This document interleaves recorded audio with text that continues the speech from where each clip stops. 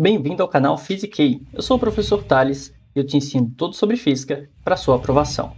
Vamos resolver essa questão do Enem de 2021, caderno azul, questão de número 92. Se você não conhece a questão ainda, lembre de dar um pause e tentar primeiro resolver sozinho.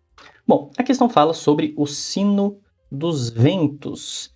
Basicamente, um conjunto de vários tubos metálicos que ficam batendo uns nos outros e formando aqueles sons bem característicos. Ele quer que você compare a frequência e a velocidade do som emitido pelo tubo de comprimento 1, que é o menorzinho, como a gente pode verificar, e a frequência e a velocidade do som produzido pelo tubo de comprimento 2. Bom, a primeira coisa que a gente pode marcar aqui é que as velocidades dos sons produzidos pelos dois tubos é a mesma, porque a velocidade do som só depende do meio em que esse som se propaga, que nesse caso é o mesmo ar. O ar vai ter as mesmas características tanto para um tubo quanto para o outro. Em geral, nós dizemos que a velocidade do som possui uma velocidade de 340 metros por segundo.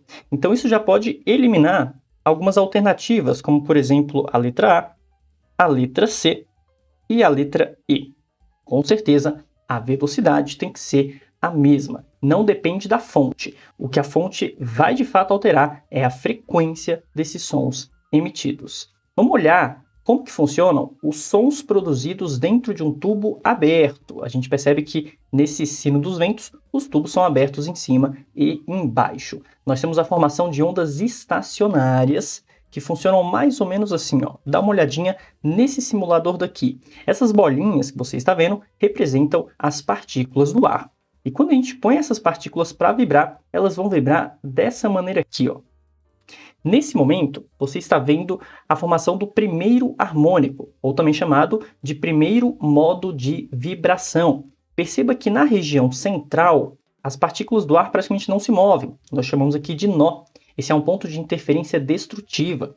Enquanto nas extremidades, por ser aberto, por ser um tubo aberto, as partículas se movem com amplitude máxima. Nós chamamos isso de ventre.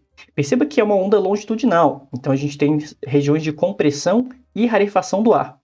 É mais fácil de visualizar isso, a gente pode representar como sendo uma onda transversal, só para ficar mais didático e mais visível, ok? E aí nós percebemos que, de fato, na região central não existe vibração e nas extremidades a amplitude de vibração é máxima. Claro que não é só esse som que é produzido, não é apenas esta frequência. Nós temos o segundo harmônico, que é o segundo modo de vibração, o terceiro e assim por diante. Dá uma olhadinha, ó. Esse seria o segundo harmônico, uma frequência que é o dobro em comparação com a primeira. Nós temos o terceiro harmônico, nós temos o quarto e assim por diante. Porém, quando você pega um tubo e você dá um peteleco, e você faz esse tubo vibrar, ele vai emitir todos os sons, porém o que sai com maior intensidade, o som mais característico, é esse aqui do primeiro harmônico. Por isso que esse modo é chamado de modo fundamental de vibração. E é justamente esse harmônico que a gente vai comparar para o comprimento número 1 e para o comprimento número 2. Dá uma olhadinha como é que fica.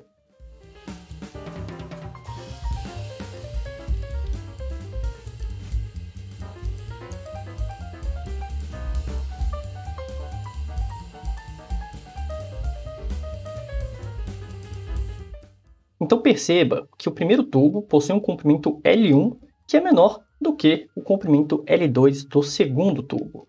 Bom, visualmente a gente já consegue resolver a questão percebendo que para um comprimento maior do tubo, a onda que se encaixa ali no primeiro harmônico, a frequência fundamental de vibração, é um comprimento de onda maior.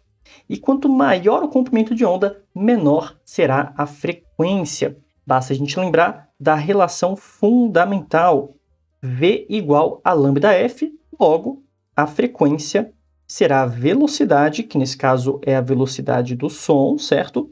Sobre o comprimento de onda. Então, o segundo tubo produz comprimentos de ondas maiores, logo frequências menores, que são frequências mais graves, som mais graves. E o primeiro tubo seriam som mais agudos, frequências maiores. Com isso, a gente consegue responder que o gabarito é a letra D de dado. Agora, se você quiser chegar numa relação matemática, basta você perceber que neste primeiro harmônico, a gente tem dentro do tubo exatamente meio comprimento de onda. Dá uma olhadinha, tanto no primeiro ou no segundo. Repare que a onda aqui dentro, ela vai de uma crista até um vale. E ela fica alternando isso, né? Fazendo logo em seguida um vale e crista. Depois crista, vale, vale, crista. A gente tem exatamente meio lambda aqui encaixado no comprimento L do tubo. Logo, fazendo uma relação matemática, a gente chega nisso daqui. Dá uma olhadinha.